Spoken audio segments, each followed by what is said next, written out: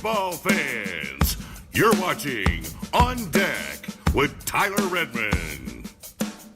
Welcome into On Deck as always, guys. Thank you so much for tuning in. We already got a good chat going. I see it over there. While you're here, though, do us a favor. Like the video, subscribe to the channel, and hit the bell for notifications so that you can stay up to date on everything we have going on, not only in Braves country, but here in the past week. We've had a lot going on just with baseball. Of course, you guys know what I'm talking about with Shohei Ohtani. We may talk on that a little bit later on, but for right now, we're focused on nothing but the Atlanta Braves. So please do, again, like the video, subscribe to the channel, tell your friends about us, all that good stuff. We really do appreciate you. Of course, the biggest news for Braves fans right now is that opening day will be postponed. It will not be tomorrow at 3:05. It will instead be Friday at 3:05 p.m. Eastern. We'll, of course, be watching alongside with you as Spencer Strider takes on Zack Wheeler and the Philadelphia Phillies. I think this is going to be a great game. I am extremely excited about it. I think, out of all of what we have to look forward to, the fact that we get to take on the Philadelphia Phillies to open up the season, you can't ask for a better opening day matchup. You just can't. Of course, we all know who the Phillies are. They're the team that ended the 2023 Braves season, and I think the Braves are going to be looking to shove it right back, if you ask my honest opinion of it. I'm looking forward to it. I'm curious to see how we match up, not only offensively, but really pitching-wise, because that was the big thing during the postseason last year. It was Aaron Nola, Zack Wheeler, really tearing the Braves' offense apart. I'm curious to see what Spencer Strider will do, debuting his new pitch in the regular season. I'm curious to see, again, how Chris Sale will do. I hope we get to see him at some point this series. I assume we will. But I think this is going to be a really fun series. And to be honest with you, I just got back from spring training. And going into spring training, if I knew that if I got the chance to talk to Spencer Strider, I wanted to ask one question, and it was about this series, about taking on the Philadelphia Phillies on opening day. So with that, here's what he had to say in regards to facing the Philadelphia Phillies Friday afternoon. Yeah, it doesn't matter who we're playing. We're trying to win every game. We treat every opponent equally. I think that anybody can beat anybody in baseball, but certainly the big leagues. So first game, last game of the season, they're equally as important. Like I said, we're gonna do everything we can to win on the day we're playing, and then try to utilize what we learn towards being our best in October. I like that answer. I like that it's not that big of a deal to these guys. It's a big deal for us. It's a big deal for the fans, for both fan bases, really. Because for the Philly fans, they're looking in on this going, hey, we showed these guys last year. Let's do it again to open the season. But for us, it's a chance, just to see where we stack up now. And to be honest with you, I think we were a better team by far last year than the Phillies. I think I still have issues with the playoff format. Not going to get into that now. It's too early in the season to go on that rant. But I think the bats went cold, obviously. Didn't turn out our way. But if you look at, you can't even compare the two teams last year. I mean, the Braves were unstoppable, and we really dominated the Phillies prior to facing them in the postseason. So it'll be interesting to see how we do in the early part of the season. But, I think all in all, I'm picking the Braves to win. I think we've made some improvements, not only with the pitching staff, but especially with the pitching staff, but also offensively. We've added some bats that otherwise weren't there last year. Obviously, we lost Eddie Rosario. We bring in Jared Kelenic, who, by the way, hit a home run in his last spring training game, so hopefully that's a positive trend towards the future. We'll speak on more about that in a minute. But we also added Adam Duvall back. And not to say that Adam Duvall is going to be a key component against the Phillies specifically, but you add a guy like that who gives you 20 homers a year, you can't really mess up, hopefully, right? But we also added Jesse Chavez the other day, and like clockwork, by the way. I tweeted about it as soon as he was released. I said something along the lines of, well, see you soon, Chavy. 12 hours later, he's back. I'm excited about it. I thought his interview with Bally Sports said it all. He was close to tears, and I thought that shows you just how much he cares about everyone on this team, how much he cares about the organization. Jesse Chavez, I believe this is still true, is the most traded player of all time. And it says a lot about him, I mean, it's sure you could argue that, hey, well, these people didn't want him anymore, but it's also the fact that somebody wants him continuously throughout this whole process. It says a lot about not only what he does on the mound, but his veteran leadership.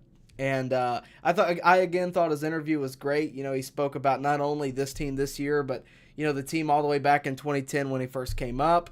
I think it's going to be great. I hate it for Jackson Stephens, who all throughout spring training thought he was going to get an opening day spot and arguably earned it throughout spring training. But I thought Mark Bowman's tweet was perfect. He tweeted that Jackson has been basically covering the Jesse Chavez role. And now, of course, it'll be handed off to the man himself. Other than that, I really wanted to speak in depth on Jarred Kelenic because he did just hit his first homer in a Braves uniform in spring training in the final game of spring training. It's a positive stride to start the season. If there's anybody that needed it, it was Jarred Kelenic. He finished his spring with a 143 batting average, 1 homer, and 8 hits across 56 at-bats. That's not good. I think we can all agree that's not good. I'm happy to see there's a positive trend on the backward end with a homer, but keep in mind, I believe Jarred Kelenic is a much better player than what his spring training numbers are going to present. I just do.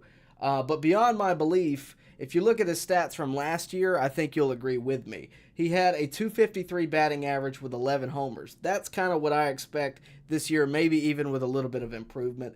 The short sample size of spring, getting back into it, being on a new team, new environment, probably you're in your own head a lot. I don't think that represents what he's going to be. At least I hope not. I do think the addition of Adam Duvall could lower Kelenic's presence a bit. He may be off the bench more. Obviously, they've already told him he's going to platoon. But either way, I think both Duvall and Kelenic are great additions to the team. No one's going to argue with Duvall. You can make arguments for Kelenic at this point, but I think by the end of the season, hopefully we'll all appreciate what he's done in a Braves uniform again by the end of the season. But even if he's off the bench, if that's his role, I think he could still be a very impactful player because he's got power numbers, he's got power ability. I think going from, again, where he came from in a big ballpark to Truist, which is a very fair ballpark, will help him. I wish we had seen a little bit better out of spring training, but not going to complain. I think he could be very successful in 2024. At least I hope so. Speaking of being successful in the year Let's try that again. Speaking of being successful in the year 2024, these are my picks to click for the year 2024 with the Atlanta Braves. So let's go on and get into it.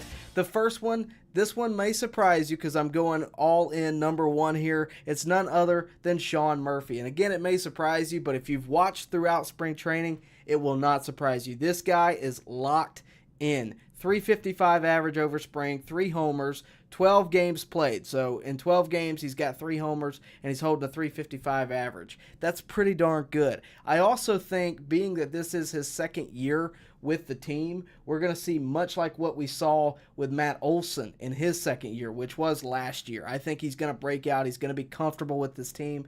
And I think we're really going to get what we paid for here out of Sean Murphy because, yes, he had a great season. Arguably the best so far in his career in batting average, on-base percentage, and homers, not to mention he was an all-star.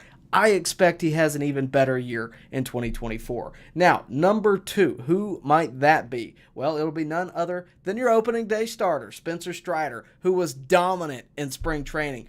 Sub-1 ERA, 13.9 strikeout per 9, 4th in Cy Young Award voting last year. The fact that he's developed a new pitch gives me a lot of hope that he could be even better than last year, and I know a lot of people may just say that. I really think Strider is going to, well, no pun intended, is going to make strides throughout 2024. I think this might be his year to become the complete pitcher that we've always known him to be capable of. I think this is that year. I think this is that year where he's actually going to be in the conversation maybe even in the conversation of the finalists for the Cy Young Award in the National League. Strider, again, dominant so far in spring training. I expect him to really have a good year this year. And to be honest with you, the fact that the Braves are rolling with him as the opening day starter tells me a lot. They believe in him, especially when you have Max Fried on the mound. Yes, you could argue that Max Fried didn't carry the load as much as Strider did last year. Either way, Max Fried has been your guy in Atlanta. You're picking Strider over him. I thought that was a big statement. I expect big things out of Spencer Strider in 2024. Now, number 3, I could not pick picks to click without picking the reigning MVP. I mean, what would that look like, right? 40-70 season, the first to ever do it. Also the first to ever do 40-60, the first to ever do 30-60, if I'm not mistaken. He made all kinds of history last year. He's been limited in spring. He had some scares injury-wise. They wanted to check him out. I actually asked him, hey, Ronald, what's your biggest goal this season? A lot of you may have seen that short. It's on the channel. But when I asked him that, I was expecting, hey, I went 40-70 last year. Why not make it 50-80? Why not make it 50-100? I got this. I want to stay healthy. And when I sat and thought about it, why wouldn't he want to do that, right? Because if you think back a couple of years ago, back in 21 when he got hurt, before that he was performing very well. And when he came back, he's been phenomenal. Not in when he first came back, but last year when he was fully healthy and you knew he was fully healthy, he could not be stopped. I expect him to do even bigger things than what he did last year. And he's got a little bit stiffer competition for the MVP now that Shohei Ohtani is in the National League. I still think Acuna could win it because think about this. He was the first to ever do 40-70 last year. What if he's the first to ever do 50-100? And you may be sitting there going, Tyler, that's not going to happen. Other people have gotten 100 stolen bases. And when you think about the rules that runners have to their advantage now, if you've seen the new blocking rule for second baseman, Francisco Lindor got caught on it the other day. Whether or not you agree with it or not, it's going to help runners. And I think Acuna took full advantage of the leadoff rule of the pitch, the throwing back to first rule last year. I think he'll take full advantage of the blocking rule this year. I think he's going to be very aggressive throughout this entire season on the base paths. He's got every right to be. If I'm the Braves, I do not give him a stop sign. I let him pick it. They did that for Otis Nixon back in the day, and he put up records as well. But again, he's been limited in spring. I expect him to want to make a statement early on in the season. A lot of people are asking who's going to hit the home run, who's going to hit the first homer for the Braves this year. I don't see any reason why it couldn't be Ronald Acuna Jr. in the first at bat. But we'll see how it goes. We'll see how it goes. I think Acuna, again, has every possibility of doing bigger and better things in 2024 than he did in 2023. There's no reason in my eyes why he couldn't go 50-100. A few years ago, he said he wanted to go 50-50. He's already gotten higher in that on the stolen bases. I think he can get another 10 homers. I think he can get another 30 stolen bases. And it'll all just depend on how aggressive he is and, if he gets the right pitches to hit. But I think the league is well aware of what he can do, but I don't think they can stop him at all. So Acuna, that's my number 3 on picks to click. Let's go into number 4, and that will be none other than the center fielder, Michael Harris II. And this is an interesting one because, you might be looking at this going, well, Tyler, of course, Michael Harris is. He's a former Rookie of the Year. He's had a great spring, 333 average. That's once every third, by the way, if you're not good at fractions. 3 homers, and he's already been quoted for some goals. Mark Bowman got this quote from him. I'd like to be an all-star and finally win the Gold Glove, which why he hasn't yet is debatable, but he wants to win the World Series. He wants to get a Silver Slugger. I mean, those are, a lot of goals for 1 year. We've seen others do it, but it's a lot of goals. To be honest with you, I'll settle for the Gold Glove because the way that guy plays the outfield is phenomenal, but offensively speaking, I think this is his year to break out. And you might be sitting there going, well, sure, but why do you think that? I'll tell you why. We've already heard Brian Snitker say it's time for Harris to get out of the 9 hole and move up. He's a professional hitter. He can hit lefties and righties. I mean, we know what he can do, but now I think his power numbers might take an uptick. And you're probably sitting there going, well, why do you think that? Well, Consider this. He's been in the 9 hole. He's had Ronald Acuna Jr., the MVP, batting behind him for the majority of his career. The mindset of that, as opposed to batting before Jared Kelenic or batting before an Orlando Arcia, is different. Because if I have Acuna batting behind me, I'm trying to get on base, right? And Michael Harris has been very good at that. I think you put him 6th in the lineup, 7th in the lineup, he may be looking deep. Because if you put him 6th, he's following Marcell Ozuna. You know, that's the difference. And I think his power numbers may take an uptick. I'd be curious to see if that happens. But Michael Harris II is my number 4 pick to click. I think he may really take a step forward because this is his 3rd year in the league. This is his, time that he's no longer the kid. He's a permanent fixture in an Atlanta uniform. I expect him to be much more of a component on the offense than he already has been. And he's already been a really great player, really throughout defense, offense, special teams, however you want to look at it. He's been phenomenal. I expect him to do more of the same, if not better, this year. Number 5 is going to be the one that a lot of you guys, some of you may expect it, but if you've watched spring training, Forrest Wall, we got to talk about this guy because he has been absolutely phenomenal in spring. We've talked about him a bunch. I couldn't wait to talk to him when I got to spring training. 308 average. At one point, he was hitting north of 4. 3 homers. That led the team, tied with Michael Harris, Austin Riley, Sean Murphy, and a bunch of others. But really, the key here for him, you see there at the bottom, it says elite speed. He's always had that. Last year, he made the postseason roster. You could argue just for that. But in the offseason this year, he made adjustments on his swing. And boy, did they pay off, so far at least. We'll see how it goes in the regular season. Spring training doesn't tell all. But what he's done so far with these adjustments has been nothing short of phenomenal. And I actually asked him about those at spring training, and here's what he had to say. You've always had really good speed, but your bat's taken a really big uptick lately. What's been the adjustment, and how are you looking to continue that?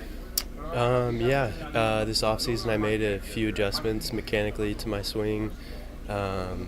It's something that I've been trying to build off of in camp, and then my goal is to continue to build off that throughout the year. But just making sure I'm moving well mechanically, and then just sticking with my routine and continuing to get better.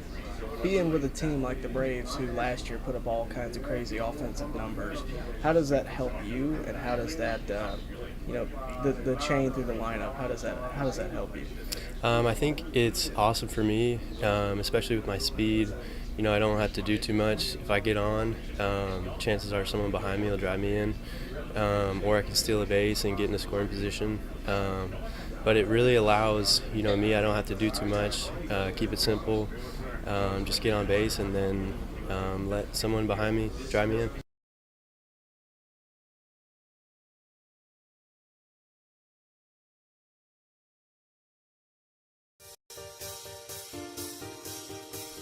Baseball fans, make sure you like and share this video. Don't worry, show's not over. Don't know what happened on the technical side, but we are back. Again, Forrest Wall, 5th pick to click. What a talent he's going to be, hopefully, for the Atlanta Braves. Elite speed. If his bat's there, I expect great things out of Forrest Wall. And really what it comes down to for him is, can he continue this into the regular season? Can he continue this throughout the entire year? Because it seemingly came out of nowhere for Forrest. I mean, you talk about last year, we knew he was fast. And then this spring, he breaks out with 3 homers, 308 batting average. You can't really ask for anything else to earn a spot in spring, and he was able to do it. So credit to him. But really, those are my picks to clicks. Again, Sean Murphy, Michael Harris II, Forrest Wall, of course, Ronald Acuna Jr., and of course, your opening day starter, Spencer Strider. I expect big things out of him this year, and hopefully we get some big things out of him on Friday night. Now, that all said, we're going to open it up to comments now, so please do get those in. And remember, super chats do get priority. They don't mean that your question is going to get answered, but if you super chat, we are going to jump you up in the line. I do want to say that before we get going too deep into this, I made a post on the channel page. If you can't already tell, I am battling pollen like you would not believe. So if I struggle to speak, if I have to take a pause, if I sneeze, bear with me, because last night, if you had seen me, you would not believe I was doing a live stream right now. So just please do bear with me. I, again, appreciate all of you being in tonight, and I'm super excited for opening day, as always, and again, thankful that we have this place.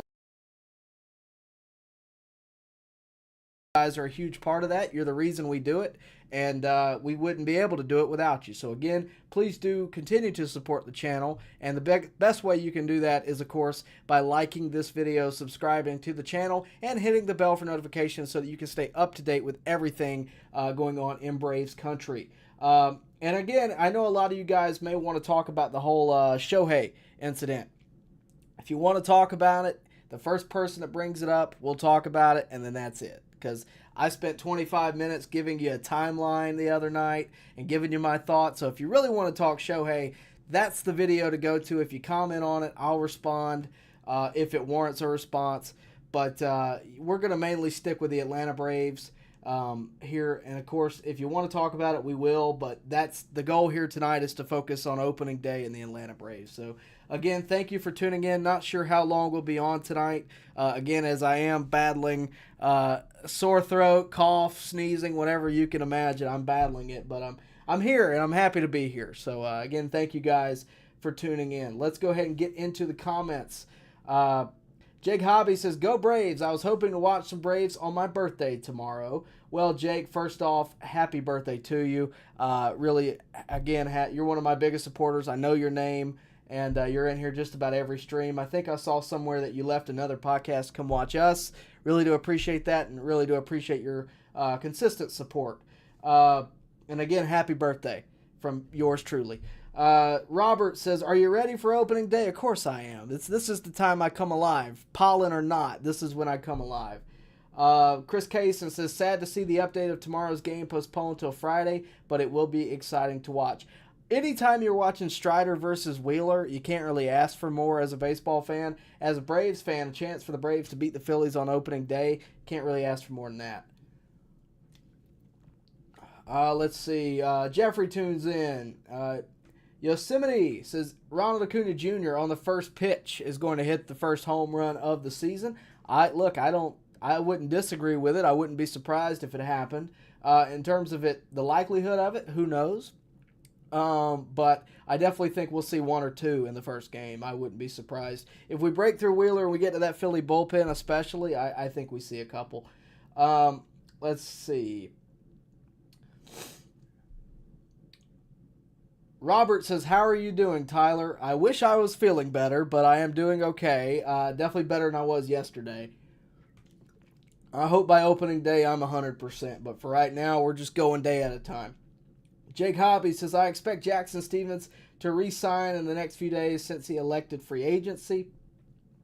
I don't know, because I think Jackson Stevens, how do I put this? Jackson Stevens has every right to be aggravated a little bit, because all spring long he thought he was going to have a spot. Then Jesse Chavez opens up and the Braves decide to go with him. But, at the same time, I think it was the right move, because from a fan's perspective, I love it. But from a building the roster, building the veteran presence on the team, I love it even more.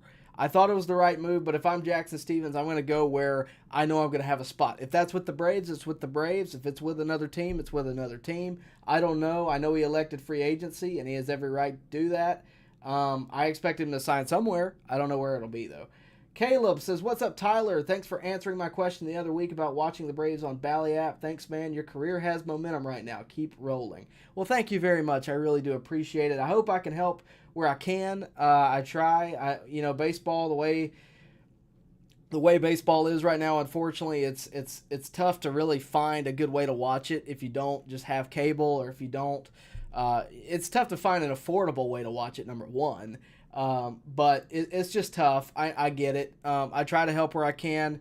There's been times over the past few years that I've done some watch-alongs. I can't show you the game, but I can give you color commentary of it. But I will tell you this: if you're a Braves fan out there, and you don't have to say this, but if you struggle to get cable and you want to keep up with the Braves, there's a channel that follows us and we follow them. I've been on their channel a few times. On the Go with CeeLo. He broadcasts NASCAR too. But he broadcasts the live games and he gives you commentary, and it's like watching along with fans. That's a way to do it. But it is tough. I know it's tough. I've been there. So I don't want it to seem like you're not the only one. Baseball, this is happening across baseball, and it's unfortunate. I wish baseball would do a better way of streaming, because we don't have these problems in football. We don't have these problems really in basketball, hockey even. Baseball needs to do better, but unfortunately, we know better than to expect it. Hopefully that does come in the next few seasons at least. Let's see. We're picking 8-5 over the Phillies. I'm hoping Strider doesn't give up that many runs, or the bullpen doesn't give up that many runs. I was hoping more like 8-1 or something like that, but I'll take it. Let's see. We got a super chat. Remember, super chats do get you priority. They get you moved to the front of the line in terms of the comments, but they also really do help the channel out, and really appreciate it. This is the first, I'm going to call it this, the first super chat of the regular season, and it's from DG, and it's real simple. Fear the chop.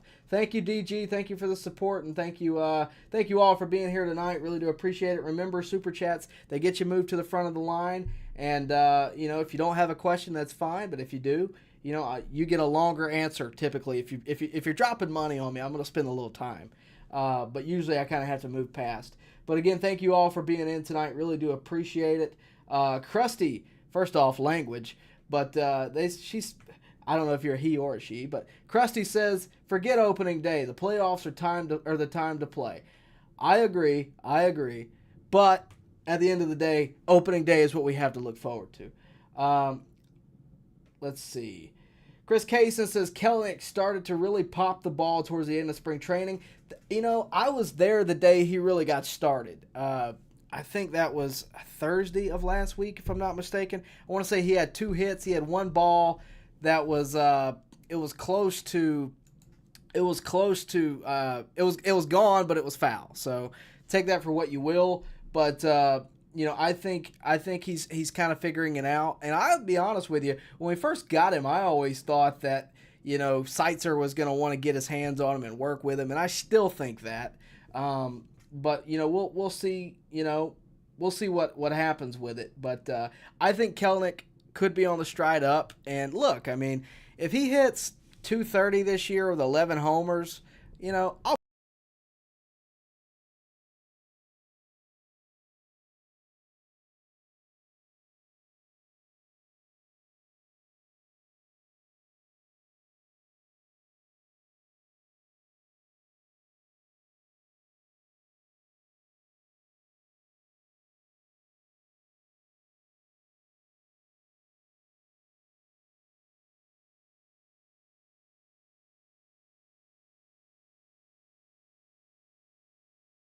check 1, 2.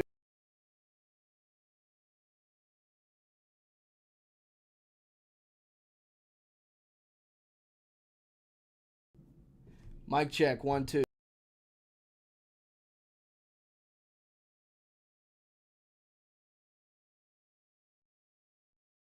Mic 1, 2, 1, 2. I don't think you can hear me.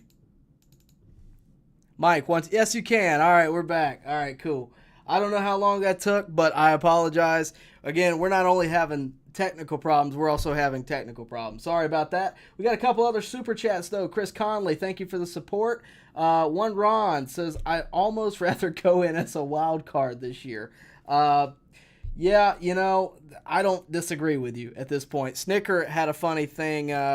He had a funny thing on, I think it was whatever that podcast is with AJ Przinsky. I can't remember the name of it, forgive me, but he had a good line on it. He was like, look, I think the format's messed up, but we got to figure out what we're going to do, because we're going to try real hard to be at the same spot we were last year. So we'll see what happens. I agree with you, though. I hate the way the format is. It is what it is at this point, but we'll see how it goes this year. Hopefully it'll have a better result for the Braves. Let's see. Again, sorry. I know I'm dealing with it all right now. I really do appreciate you guys being here anyway and supporting. We're going to do our best to get through it tonight. Let's see. Richard Davis says, you can't believe what Double A and the Braves say all the time.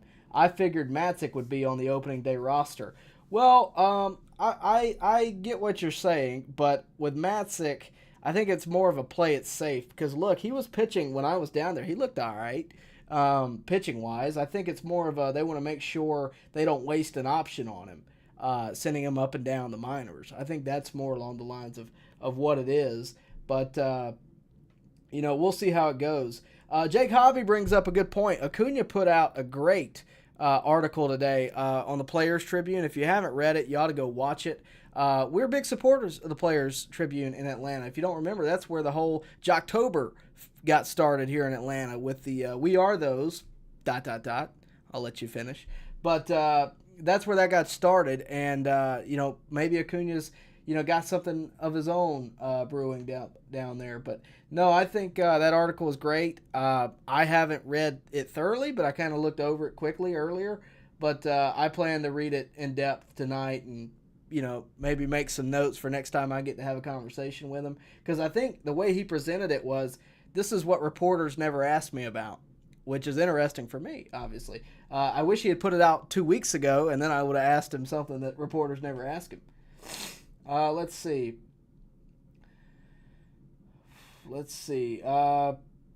Wow, Krusty's predicting Harris to win the MVP. I think that could be in his future one day. I mean, he's got enough contact in his bat. I think he could, I don't know if he'd ever given Arias run, where he's flirting with 400, but I think he's got enough power in the bat to where it evens out too. But if he's focused on one or the other, I think he's going to excel in it. And he's a great athlete. I mean, his defense, if he's not hitting, his defense worth putting him out there. Very similar to, Sean Murphy. Even if he's not hitting, what he does behind the plate will take, right? So it just is what it is. But I love, that's the thing, when I made the pick the clicks tonight, it was pretty easy, number one, but also it's difficult in the sense of, well, they could all be picks to click. Marcell Ozuna could be a pick to click. Matt Olson could be a pick to click. Austin Riley could be a pick to click. Chris Sale could be a pick to click. Max Fried could be a pick to click. None of them were on there. And the reason was, I kind of expect them to. Right? Ronald Acuna was in my pick to click. I expect him to as well, but I expect him to get even further beyond. I think they all could be. The entire Braves lineup could be a pick to click right now. Even Jarred Kelenic. And you might be saying to yourself, Tyler, Jarred Kelenic? Yeah, Jarred Kelenic. Because of what he did in the last few games of spring training. I think he could have a moment on opening day, possibly. So we'll see what happens. But you can't go wrong with this lineup. I think it's phenomenal. Top to bottom, it's been great. Last year, of course, we already know what happened. I think it has a chance of doing the same thing this year, to be honest with you. And I'm excited about it. I know y'all are too. At this point, it's more about let's just get spring training out of here. Let's focus on opening day. But I think it's going to be a fun opening day. I'll just put it that way. I'm excited to face the Phillies, even though it is the Phillies. I'm excited to face them, and I'm excited to be with you guys for it. I don't know if it's going to happen yet or not, but I am planning on trying to do a live stream on Friday night. After the game, it'll be around 7-ish if we do it. It's tentative because I will be at work. It's whether or not I get a break or not, basically. And we don't know what the schedule's going to be. But if we can, I'm looking forward to it. Hopefully it'll be after a Braves win. And hopefully maybe it'll be a special moment where we can all react to it and feel good about it and all that. But we're going to try to do it. Again, I can't guarantee anything, as always. But if we can do it, I'll put a post out maybe the day of on the YouTube page, which is another reason why you should subscribe and hit the like button, hit the subscribe, hit the notifications, all that good stuff, because it's worth doing, number one, but it'll keep you updated. It'll let you know when we go live and all that good stuff as well. Let's see. Scooter Puff says, man, it feels good for us to basically not have a single question mark going into the season aside from starting pitching durability, but that's always a question for every team. I agree with you. And when you think about the starters, right, when you think about it, what gives me confidence is last year losing who we lost in Max Fried and Kyle Wright for the majority of the season, and then this guy, Spencer Strider, just carries the load. That gives me a lot of confidence in this season. Because, yeah, we have question marks. No, make no mistake, we have question marks. Chris Sale is a question mark. I would even say Max Fried is a little bit of a question mark after last season. But with that said, and you could also say, of course, Ronaldo Lopez on the back end, whether or not where we go from there, all that good stuff. But at the end of the day, I feel pretty good walking into this season, knowing what we know and knowing where we came from last year, knowing what we didn't have last year, and knowing where we're going to be this year, knowing who we have. Because even if, let's just say, the worst happens, let's just say, I don't know what just happened there, but let's just say that Chris Sale goes down. Let's just say Ronaldo Lopez doesn't work out. Okay, I got Bryce Elder. I got A.J. Smith-Shawver. I got Ian Anderson halfway through the season coming back potentially. Waskari, I got a lot of guys. Dylan Dodd. I have a lot of guys down in the minors that can fill the need. And that's, of course, you can never predict the worst. But, I mean, that's pending some pretty terrible things happening for the Braves. So I still feel pretty good about it. I think our depth is really good. And, it'll be interesting to see where they go and what happens. But I think ultimately the starting pitching depth is the biggest question mark. You could argue the bullpen. I think starting pitching depth is the biggest question mark. But if that's your question mark on this Braves team, you're doing pretty darn good. I really don't think it's much of a question mark. Yeah, as Jeffrey Humphrey says, before leaving, everyone please do hit the like and subscribe button. Let me see. One Ron, I think we all feel that way. We were all ready to watch some Braves baseball tomorrow. Let's see. Matthew says, Tyler, I have a very serious question for you. When you asked Brian Snicker if he could share his thoughts on Braves signing Adam Duvall, what was the first word he said to you? So, how do I address this? So the way that went down, a lot of you guys have probably seen it where I was on the field and I asked Brian Snicker a question. I asked him a couple of questions. The first being, can you speak on the Braves acquiring Adam Duvall again? Thought it was a softball question. Didn't think it was a tough question at all. And he shut me up real quick. He said, nope. Very long pause. And then he goes, yeah, I'm just messing with you. So, yeah, the first word he said to me was no.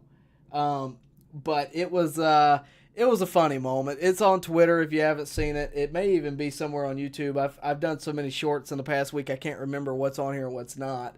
But no, it was a great moment. I thought it was hilarious. And I asked him another question.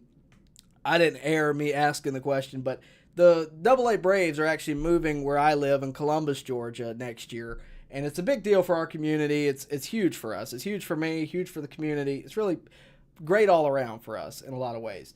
We haven't had minor league baseball since I was a kid. But we have a great, beautiful once they redo it, historic Golden Park, where hundreds of former players have played, Hall of Famers, Ty Cobb, Shoeless Joe Jackson played there. Chipper Jones, Tom Glavine played there. Hank Aaron played there. Babe Ruth played there. So it's a lot of history in that ballpark. They're going to redo it. They're going to put the AA Braves there. I think it's great for our community. And so I asked him about that, and he gave me a great answer. But he had never met me before, not in any real professional context. I'd met him at, I think a couple of fan expos a few years ago, but never like that. And, it is what it is, but, man, it was funny. And it gave Dave O'Brien a good laugh. But thanks for bringing that up. I appreciate it. Josh Gillum says, Dodgers spent $1 billion, and people think AA is a genius for adding Kelenic and 40-year-old Chris Sale. Okay, I'm going to stop you right there, Josh, because I've brought up Shohei a time or two so far tonight. This is the difference. The Dodgers spent $1 billion on Shohei Ohtani, all right, and Yamamoto. Yamamoto, how's he doing? He got blown up in his first appearance. Now, do I think that's how it's going to be the whole year? No. Do I think that's how it's going to be his whole contract? No. But it's not a good start. Excuse me. It's not a good start. Shohei, on the other hand, I did a 25-minute video on that situation. That's $1 billion investment. That is your team, essentially. $1 billion. I'm not saying it's going to fail. I'm just saying it can never meet the standards that you're going to put on it for that price. You just never will. Jared Kelenic, let's say Jared Kelenic's a bust. Okay, I don't think so, but let's say he's a bust. Let's say it doesn't work out, he doesn't hit well at all, and we get rid of him 3 months from now. Let's just say that's the case. What did we lose? We got Jesse Chavez back already. What did we lose, really? If Shohei Ohtani and Yamamoto don't work out, what did the Dodgers lose? That's my argument. That's why I prefer AA over any of these other general managers, because he can take what is probably a pretty good overall budget and turn it into a competitor every year, year after year, as opposed to taking a massive salary and turning it into the same thing. I'll take AA any day of the week, because the Braves aren't super cheap. They just have a way of getting really good deals, and who Brian Snitker is. Players want to play here. They don't want to play, once they come here, there's very few places they want to go after that. Why do you think Chavez keeps coming back? Have you ever heard Darno talk about the Mets? You remember Hechavarria? You remember him talking about the Mets? They have a pretty big salary. They have a pretty good budget. The Yankees have a pretty good budget. If I'm a Yankees fan, I'd rather be a fan of the Braves at the moment. That's my point. I'll take the administration that the Braves operate with, because they do it responsibly. They don't make stupid decisions. And I'm not saying Shohei's a bad decision. We don't know how this is all going to shake out. He's a great talent, great player. I'm just saying that $700 million is a lot on one guy. He could get hurt. He could, there's a lot of things. He could get in trouble with all this situation. It's just a lot on one guy. What if he gets hurt, seriously gets hurt? I don't want that to happen. What if he seriously gets hurt and he's out for 2 years and you're still paying him, average annual value, $70 million a year? Just saying, it's a lot. Kelenic, what are we losing, really? I would like to see some big moves. Don't get me wrong. I would have loved to have seen Hader or something, but, it is what it is. Let's see. Andrew Ford. Let's see. Oh, excuse me. Let's see.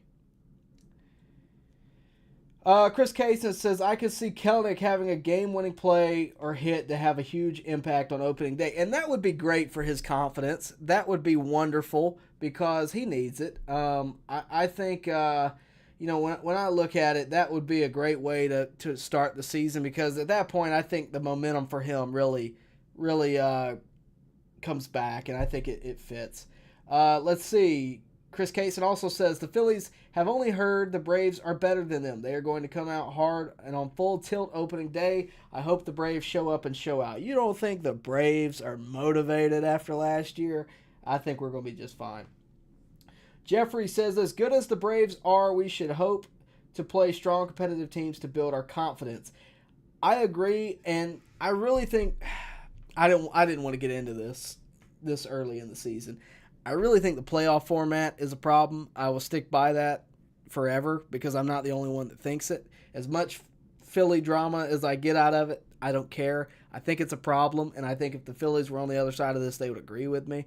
And if the Braves were on the other side of this, I would still tell you I think it's a problem, because we've seen it year after year. Teams don't know how to go 5 days not seeing live pitching and then perform. They don't know how to do it.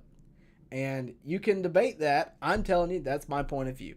Now, that all said, I hope we find a way to not only win the division this year, but we find a way to prepare for the postseason during that 5-day gap. It's longer than the All-Star break.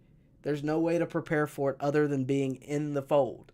So, I don't know. It's going to be interesting. It's going to be very, very interesting. Corey Carter says, Uncle Jesse made it back. He would have made the All-Star team at 23. I was hoping for that. I forgot about that. I was really hoping for Uncle Jesse to make the All-Star team. I think he might have retired on that, to be honest with you. Corey says, yeah, Brian Snicker hazed you a little bit, Tyler. It was a compliment. I hope so. I talked to him after. We had a good discussion. But, it's just not what I expect. Guys, I've had conversations with Nick Saban, Kirby Smart, you name it. I've met a lot of these guys, okay? And there's nobody more intimidating than Nick Saban. There just isn't. Not in the college football world especially, at least this day and age.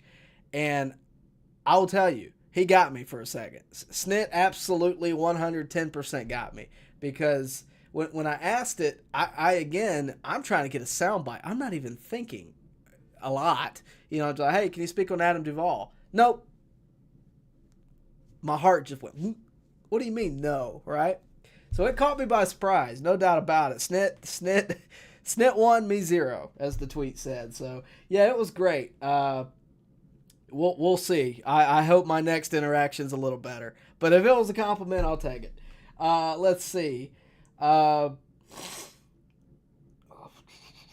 One Ron says, I still like Harris in the 9-hole. It just works. I agree with you. I like it too.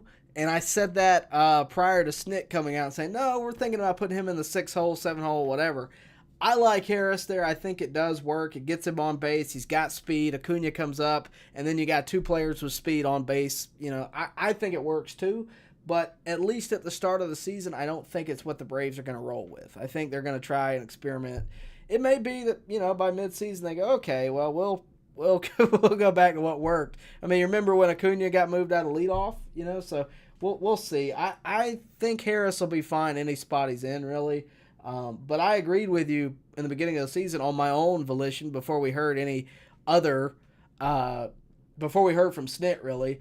I was saying, look, I think there's no reason to move Harris out of number 9. It works. And just fold Kelenic into number 7 where Rosario was. And that was before we got Duvall, so that might change things. There's a lot. We'll see how the lineup card looks come Friday. But I wouldn't be surprised really on anything. Guys, do remember to like the video, subscribe to the channel, hit the bell for notifications so that you can stay up to date with everything going on here at On Deck, and of course with your Atlanta Braves. Of course, we're battling the allergies, and if you're from the South, you know all about the allergies from pollen. I hate that it's happening now of all times. It could have happened 2 weeks ago. It's happening right before opening day, but it is what it is. Again, thank you all for being in. Remember to like the video, subscribe to the channel, and hit the bell for notifications so that you can stay up to date with everything going on here at On Deck, and of course all across Major League Baseball. Let's see. Matthew says, Tyler, do you know that starting pitchers over 1,000 innings pitched, Chris Sale has the highest strikeouts per 9 of anyone in MLB history? I did know that. The unpaid intern, Jacob, is not here tonight, but he actually pointed that out to me. He was like, Tyler, this dude's legit. And I was like, what are you talking about? Well, of course, it's Chris Sale. I know Chris Sale not from his baseball reference page. I know Chris Sale because that guy was dominant a few years ago, right? And he may be this year. But he was absolutely dominant back when I was 15, 16 years old. That was, how do I put this? That was my prime just watching Major League Baseball time. I just watched it all the time. And I loved the Red Sox during that time. I think Big Papi retired right around the time I was 15, 16. I was watching them all the time because I love David Ortiz. I love the 2014 team with Johnny Gomes and David Ortiz, of course. And Sale was a big part of that. So I was very educated on who Chris Sale is. But I did not know that until Jacob pointed it out to me. So, yeah, Chris Sale, as of right now, has the highest strikeout per 9 of anyone in MLB history. So that's who we got. I'll take it. Let's see. Remember to get your comments in. We're going to probably be on at least till 10. I'm not going to guarantee that, but hopefully at least till 10. Let's see. One Ron says, when Sale was in his prime, he was the second coming of Randy Johnson. That's tough. Randy has such a unique look, this is going to sound goofy, but when you're playing MLB The Show, and which, by the way, I just got the new game, so I'm not ready to play anybody. But when you're playing MLB The Show, Randy, the ball coming out of Randy's hand when you're playing like a common player versus is Bob Gibson's another one, right? It's only till you get like your diamond players in that it really makes sense. And for you older folks, I'm sorry if you don't play the game. This is our language, but you can't really compete against them until you have someone of their level. And I mean, it's difficult. I'll just put it that way. I'm not a whiz at the game. I enjoy playing it. I enjoy the strategies of it, but my skills take some time. Like if I take a day off, I gotta like have a 3-day lesson before I'm willing to play anybody. I am decent though, I will say that. Chris Kaysen says, I just had an aha moment in my head. Kelenic is going to be the 9th hitter, turning into Michael Harris the second offensive-wise. I could see Kelenic having the success that Harris had in the 9-hole. Well, that's what I've been trying to tell people about Kelenic, and I failed to mention it tonight, but I mentioned it at other times. Kelenic being in the 9-hole is going to be different than what we've seen in spring training. He hasn't had Acuna hitting behind him. I mean, that changes things, doesn't it? I mean, hey, I got to throw you strikes because otherwise Acuna is either coming on with one guy on or he's coming on with no outs or whatever the case may be. I got to get you out. So I think he's going to have a much better success rate with Acuna batting behind him, just like you said. Chris Kaysen says, would be wild having Michael Harris the second having success in the middle of the order. Acuna popping off, Kelenic playing very well in the 9-hole. That would be very good. New Turbo says, I just hope Soroka can have a successful career. Look, I am one of the biggest Michael Soroka fans that you'll ever meet. I love watching Soroka pitch, and I hated when he got hurt. I remember watching it. It like gave me flashbacks to when Tim Hudson got hurt, if you remember that at first base. But it was just heart-wrenching that year, during COVID especially. But so, this is from Soroka's first minor league appearance after coming back from the Achilles tears. This is his first one. This is my footage shot on my iPhone. I paid the $30, whatever it was, to sit right behind home plate for this footage, basically. And I will tell you, he looked great in that appearance. After that, it never really went anywhere. The Braves tried everything to get him back to where he was, and it just never really worked out. I genuinely hope that being in a different environment, and frankly, with the Chicago White Sox, not only is it a different environment, there's less, how do I put this? You don't have to stress yourself out quite as much if it doesn't go well. That's the best way I can put it. I hope he does great. I hope he has a long career, whether it's, in a different uniform. I don't care if it's in a Mets uniform. That guy I will always root for him. I want that dude to be successful. I hope that if, let's just say he's in a Mets uniform, he throws 6 innings scoreless, comes out of the game, and we tear up the bullpen and win the game. That's how I hope it goes. Soroka is a phenomenal talent, or at least was. I hope he can get to that point again. Because not only was he a great talent, I'll tell you this. The first time we ever went to spring training, and this is before I was really into this, I was doing YouTube, but I wasn't doing reporting or any of that. We went to the backfields at Disney. If you've ever been to spring training, you'll know what I'm talking about. It looks like you're walking into a little league. It's like the cloverleaf layout. You're walking into a little league. There's a velvet rope that you can't go past this. This is where the players are. You can see Bobby Cox, Ralph Garr over there, but you can't go past it, right? My brother was out there. He caught a foul ball, and Soroka was coming to chase the foul ball. This Jacob might have been 11 or 12. Yeah, probably 11 or 12. So Jacob gets the foul ball, and Soroka's right there. The players were told, don't sign autographs, okay? As you can see, I'm a bit of a collector. Jacob asked him when he signed my baseball that he just caught, okay? And Soroka said yes. He stood there. Guys, right after that, about 30 kids ran over, and he signed for every last one of them, okay? I'm just telling you that to tell you. He's a great guy, too. He's a wonderful human being. I've never heard a bad word about him. I will always root for that guy. Again, no matter what jersey he's wearing, that guy will always have my respect. He will always, always, always be an Atlanta Brave. And, he was nice enough. He was the first player I ever interviewed in the clubhouse last year. That interview is, I believe, it's in its entirety on the channel. You can find it.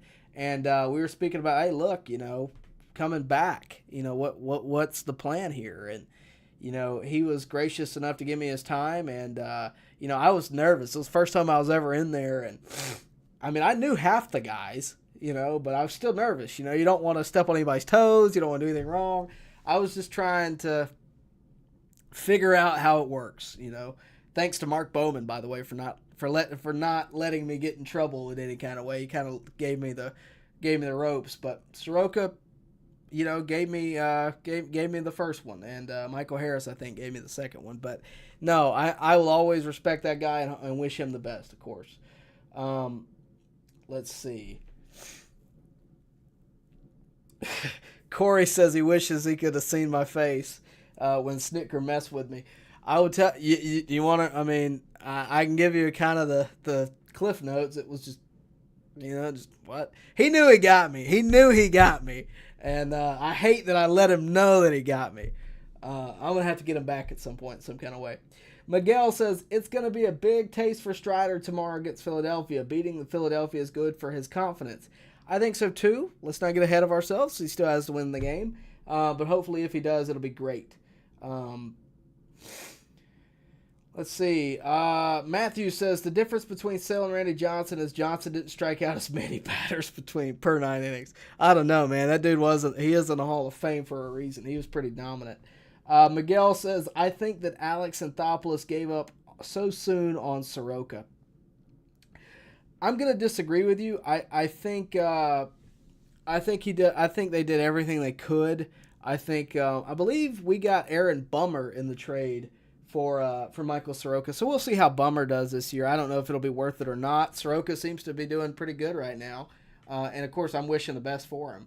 But in terms of, I don't know that Double A gave up on him. I think it was like, okay, we've done everything we can. He's not really showing a lot of signs of improvement. Let's give him a change of scenery. Let's get something back, and I think Soroka's a free agent after this year, I think, if not the next. So, I mean, maybe it comes out that he's a Brave again in a couple of years. Who knows? He doesn't have any hatred towards the organization, I can't imagine. So, we'll see. Whew, excuse me. DG says, Randy Johnson grew up a few miles from me. It's funny you say that. Frank Thomas went to high school about 500 yards that way. Yeah, he's from Columbus, Georgia. You can look it up. He went to Columbus High School. It's right down the street from me. It's actually my rival school in high school. We beat them every year. No, he didn't. But anyway, he hit there. They have an emblem of his figure there. I think they should build a statue. They did in Auburn because he played there. But no, I mean, baseball, there's going to be somebody from every baseball town. I mean, Ty Cobb was from Royston, Georgia, which is about an hour and a half away from here. But there's all kinds of guys that are from Georgia from playing baseball. Corey Carter says, Tyler, do you listen to Brad Rowland? He does a good job. I do not. Corey, my social media. If you want to send me a link, feel free. But I don't even know. I don't even know who he is. No offense to him. I just don't. I'll be honest with you. If he talks on Braves, I try my best to not listen to other Braves podcasts unless it's like how do I put this? Unless it's someone directly associated with the Braves, like Chuck and Chernoff, or I listen to McAlpin a good bit, but those guys have daily access to the team, so they're giving me what they see. But in terms of guys that just have takes, I try not to listen to it at least too much, because then it becomes my take, and I want my take to be kind of individual, as opposed to listening to somebody and me subconsciously even taking something. I try my best not to do that. And a lot of times we just agree. It just is what it is. You take it for what it is. But I try my best to give you a unique perspective, and one that's not again taking from anybody else. So if he talks just Braves, I probably purposefully turned him off. But yeah, I'll give it a listen. Send me a link, Corey, and I'll tell you what I think. Maybe I did a partnership with or I did a collab, whatever you call it, with Jake Mastrowani, forgive me, and that was great. So I mean, maybe that'll work out too. Joe Reese says, if Soroka has a good year and stays healthy, this is his free agent year. I don't think his career as a Brave is over, especially if Freedom Morton leave. I agree. That's what I'm saying. Maybe this was the Braves saying, all right, Mike, go show us what you can do at the MLB level, because we can't let you do it here. Go show us, and if it's, up to par, maybe we bring you back. Miguel Freaka says, hey, Tyler, do you think that Snicker is going to keep Kelenic if he continues to struggle? It means if he continues batting a 111 average without power. Well, the good news for Kelenic is his average is gone. Right now, he's batting non-existent numbers. There's nothing. Until he bats on Friday, if he does, that's when his batting average starts. He'll either be batting 1,000 or he'll be batting 0. So, we'll see what happens, but, yeah, I think they're going to let him try. I mean, if he's platooning with Duvall, then they're going to give him, they're going to give him the right-handed at-bats. They're going to give him those. So it'll be interesting, but I think at least early on in the season, they're going to give him every chance they can. Matthew, Tyler, what do you think will happen with Braves agents like Mike, or with free agents like Mike Clevenger, Brandon Belt, and Tommy Pham? They are all still available. MLB listed Clevenger as a top 30 free agent out of 50. I don't know. I mean, there's a lot of guys that are holding out for more money, and that's certainly their right. I personally disagree with the way Scott Boras goes about things. I mean, Blake Snell just got signed, and he's got a couple Cy Youngs. I thought that was crazy. It just is what it is. I don't know. I don't think the Braves are going to go after any of them. I'd be surprised.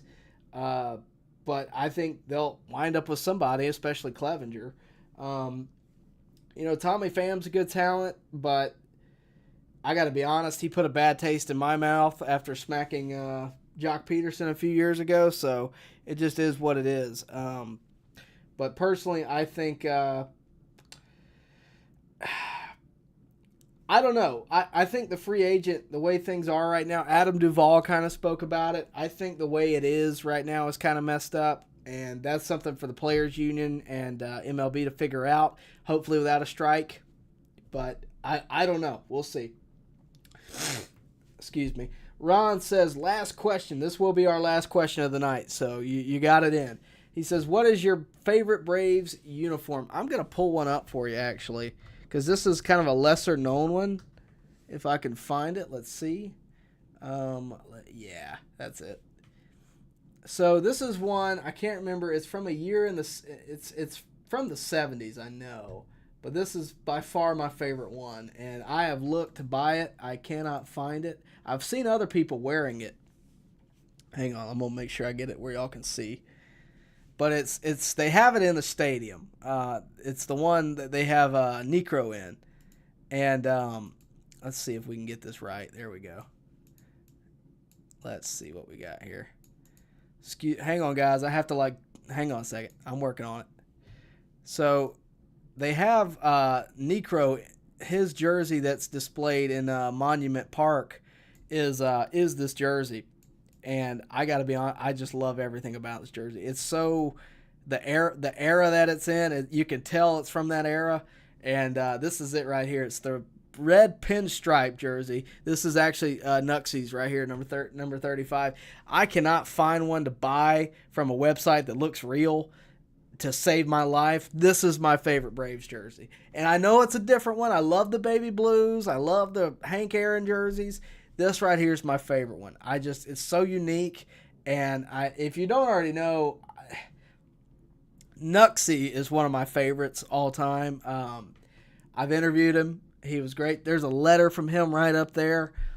He's kind of what the first, I hate to say big interview I ever had, but interview with someone of a huge stature in baseball. He was kind of the first.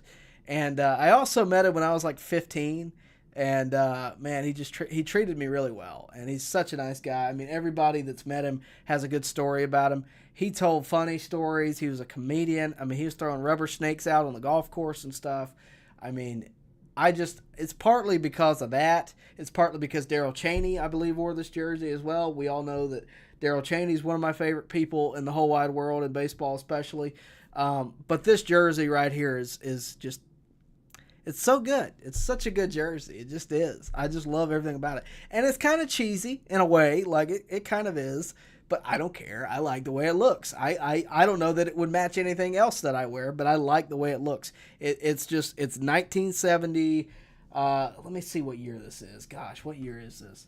Hang on. Let's get that off in case something comes up. Let's see. What year is that? Hang on a second. It is a 1970. It's not 74. No, maybe 72. Let's try 72. Oh, hello. No, well, maybe. This is it. I mean, either way, this is the jersey. So if you're out there and you're like, hey, I know where Tyler can find that jersey, you know what to do. Send me a link. I want to buy it. I'll pay the money. I don't care. I want that jersey. So that is my favorite one. It was a great question, Ron. Yeah, it's from... Hey, look, Corey, I'm not going to have it. That is a great looking jersey. I will take it. Look, I wish I could show you. I have like 30 jerseys in there. Signed, unsigned, whatever. I have, every recent one you can imagine just about, except I don't like the Players Day black ones. That's not my thing. I don't have any of the camo stuff. But the ones that they wear on a regular basis, I pretty much have. The cream ones, I have. The Hank Aaron ones, I have them all. I love that jersey. Because, again, if you're walking around with that jersey, very few people have it. And to be honest with you, I'm going to say this. I have a baby blue Necro one. I had to, custom make that because they don't sell them at the ballpark. They sell the Dale Murphys. They don't sell any Necros. And that is a shame. If you're with the Braves, that is an absolute shame. Y'all should sell more Necro stuff. I'll buy it. If nobody else will buy it, I'll buy it. But, yeah, there's not enough Necro merchandise.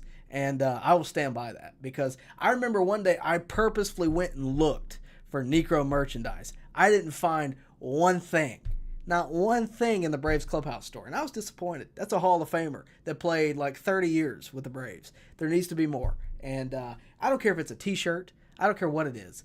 Nuxie deserves better, and I'll stand by that. But, yeah, that's my favorite jersey. The red vertical pinstripe jersey, blue lettering. That's my favorite one. I was trying to get it to pull up. It doesn't want to do now. Let me see if I can get it again. Maybe.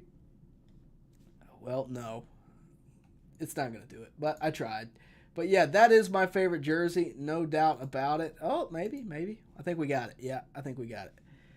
That right there is perfection. It is perfect. There's nothing. You can't tell me there's anything wrong with that jersey. Name one thing wrong with it. And I know you're going to point to the vertical pinstripes and reds. I don't care. There's something about it I like. I like it a lot. I don't know. If anybody wants to buy it for me, I will wear it, and I will thank you live on air. So that's how I feel. Anyway, that's probably going to wrap up what we got tonight. That was a funny way to end it, if nothing else. But I really do appreciate all you guys tuning in. Corey Carter, I know you say you never miss this show, but really do. Corey says, I never miss this show. I just read it all the way through. He says, I never miss this show. I usually miss Jake's, but they had a guy I like to listen to on a few weeks ago. That was I. Thank you guys for all the continued support. Really do appreciate it. Thank you for making me laugh, even with all this funk going on, all the pollen and everything else. Thank you for listening to me struggle to get through this tonight. Really do appreciate that. Thank you for the super chats. I don't want to miss anybody. Thank you, DG. Thank you, Chris Conley. Thank you, one Ron. And I think we had one more somewhere along the way. But thank you to all of those guys. Really do appreciate it. That is the best way you can support. The other best way you can support, do it before you leave. Like the video, subscribe to the channel, hit the bell for notifications so that you can keep up to date with everything going on with your Atlanta Braves. Also, do us a favor. Please do share this with your friends. The baseball season's just getting underway. That is when we really start growing, and it's only because of you. We can't grow without you. So please do tell everybody that you know. Share it on your Facebook. Share it on your Pinterest. I don't care where you share it. Just share it. In terms of when we're going to come back around, here's what we're going to do. I can't give you a yes or no for sure for Friday. I just can't. I don't know if it's possible or not. We're going to try. Once I know, I'll put a post on the community page. So if you aren't already, subscribe to notifications. That's what you need to do. Just go subscribe to notifications. You'll know by Friday at noon what's going to happen once I get the okay from Boss Man, if I can do a live stream. Hopefully, we'll see. But if not, I will likely do one Saturday morning. Can't promise it, but I'll likely do one Saturday midday. Well, what time do it's probably a good idea to figure out what time they play Saturday. Yeah, so they play at 4 or 5. So, yeah, we could do one, in theory, Saturday at noon. So, yeah, just be looking Friday, Saturday. Just make sure your notifications are on. I'm going to try my best to do Friday around 7. If not, it'll be Saturday around noon. So that's what you need to plan for. But the best thing you can do is, of course, subscribe so you can keep up to date with everything. That's going to wrap it up here tonight. Really do appreciate you all again. And again, like the video, subscribe to the channel, hit the bell for notifications, and we'll see you next time right here at On Deck. Baseball fans, make sure you like and share this video and subscribe to this channel. As always, thank you for your support.